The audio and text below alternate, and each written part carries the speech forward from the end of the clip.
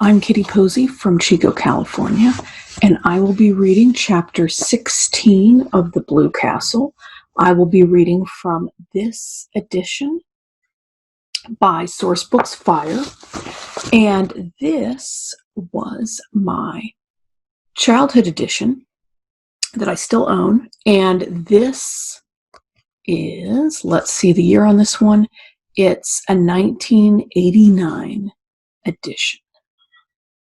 So now I will begin chapter 16. And one thing I might add is The Blue Castle was probably my favorite novel of Lucy Maud Montgomery's after Anne of Green Gables, and Magic from Marigold may be a close third.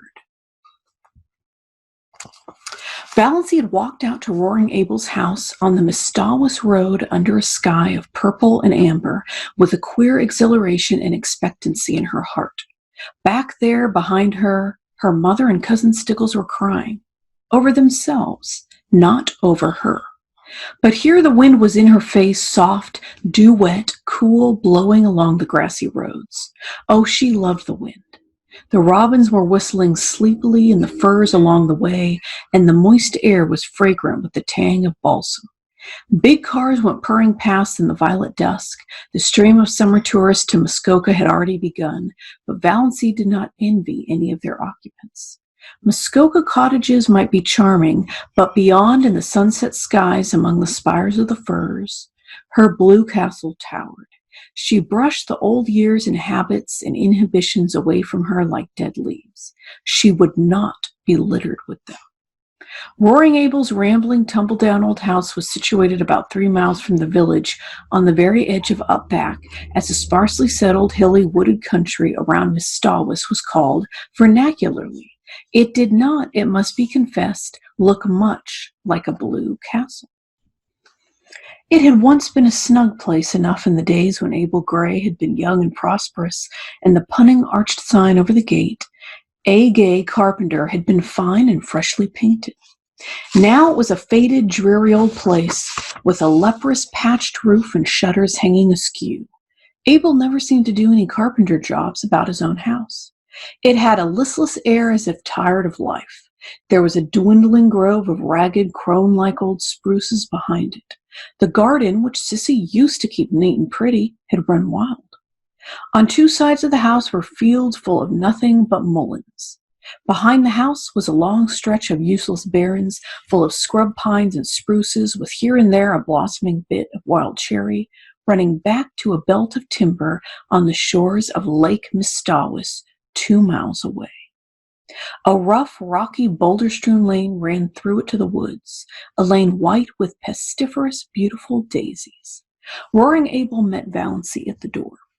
"So you've come," he said incredulously.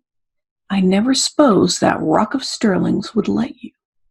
Valancy showed all her pointed teeth in a grin. "They couldn't stop me." "I didn't think you'd so much spunk," said Roaring Abel admiringly. "And look at the nice ankles of hers," he added, as he stepped aside to let her in. If Cousin Stickles had heard this, she would have been certain that Valancy's doom, earthly and unearthly, was sealed. But Abel's superannuated gallantry did not worry Valancy. Besides, this was the first compliment she had ever received in her life, and she found herself liking it. She sometimes suspected she had nice ankles, but nobody had ever mentioned it before. In the Sterling clan, ankles were among the unmentionables. Roaring Abel took her into the kitchen, where Sissy Gay was lying on the sofa, breathing quickly with little scarlet spots on her hollow cheeks. Valancy had not seen Cecilia Gay for years. Then she'd been such a pretty creature, a slight, blossom-like girl with soft golden hair, clear-cut, almost waxen features, and large, beautiful blue eyes. She was shocked at the change in her. Could this be sweet Sissy? This pitiful little thing that looked like a tired, broken flower? She had wept all the beauty out of her eyes. They looked too big, enormous in her wasted face.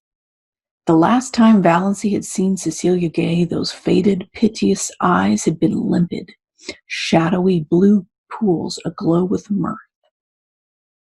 The contrast was so terrible that Valency's own eyes filled with tears.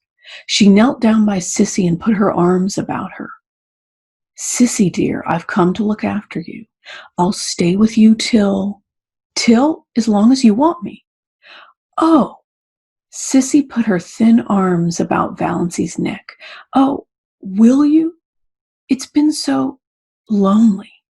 I can wait on myself, but it's been so lonely. It would just be like heaven to have someone here, like you. You were always so sweet to me, long ago." Valency held Sissy close. She was suddenly happy. Here was someone who needed her, someone she could help. She was no longer a superfluity. Old things had passed away. Everything had become new. "Most things are predestinated, but some are just darn sheer luck," said Roaring Abel, complacently smoking his pipe in the corner.